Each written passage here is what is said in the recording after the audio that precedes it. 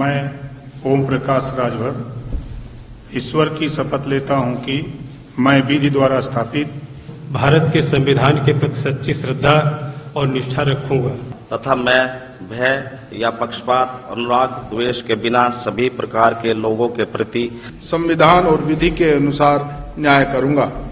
UP में team योगी ने छोटे मंत्रिमंडल विस्तार के जरिए बड़ा संदेश देने की कोशिश की है।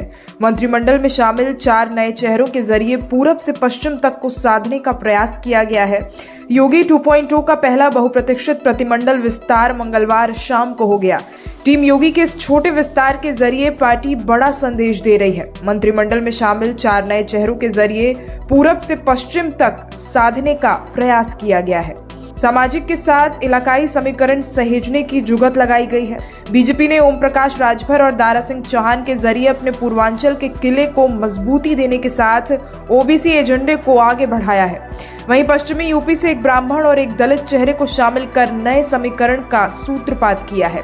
सीएम योगी आदित्यनाथ ने 25 मार्च 2022 को दोबारा मुख्यमंत्री पद की शपथ लेकर नया रिकॉर्ड बनाया था। उसके बाद से ही भाजपा ने 2024 की सियासी बिसात बिछाना शुरू कर दिया था। एक और जब विपक्ष अपना कुनबा सहेजने के प्रयासों में जुटा था, तब बीजेपी ने भी अपने नए सहयोगियों पर नजरें जमा दी थी। पहले ओम प्रकाश राजभर की सुभाषपा और जयंत चौधरी को साथ लाकर भगवा दल के रणनीतिकारों ने विपक्षी दलों के मंसूबों पर पानी फेर दिया। दरअसल राजभर के विरोधी खेमे में होने का नुकसान भाजपा को विधानसभा चुनाव में पूर्वांचल की कई सीटों पर हुआ था। वहीं पश्चिमी यूपी में खतौली सीट पर हुए उपचुनाव के बाद से ही भाजपा ने जयंत पर नजरें जमा दी थी। पश्चिम में आरएलडी को अपनी सियासी जमीन में खाद पानी के लिए भाजपा का साथ ही मुफिद लगा। टीम योगी में अब तक 52 सदस्य थे। अब 4 और मंत्री बनने के बाद 56 सदस्य मंत्रिमंडल में ओबीसी सदस्यों की संख्या सर्वाधिक हो गई है। अब 4 और मंत्री बनने के बाद 56 सदस्यीय मंत्रिमंडल में ओबीसी सदस्यों की संख्या सर्वाधिक हो गई है। यह आंकड़ा 21 से बढ़कर 23 पर पहुंच गया। वहीं मंत्रिमंडल में ब्राह्मण चेहरों की संख्या भी 7 से बढ़कर 8 हो गई है। इसी तरह दलित मंत्री भी अब 9 हो गए हैं। जयंत ने पश्चिम में बनाया नया सियासी समीकरण। टीम योगी के विस्तार का संदेश राष्ट्रीय लोकदल के लिए बेहद खास है। आरएलडी मुखिया जयंत चौधरी ने पश्चिम यूपी में जाट दलित का नया गठजोड़ खड़ा करने का प्रयास किया है। जयंत बीते कुछ समय से इसी समीकरण की जड़ों को आजाद समाज पार्टी प्रमुख चंद्रशेखर रावण संग मिलकर सींच रहे थे।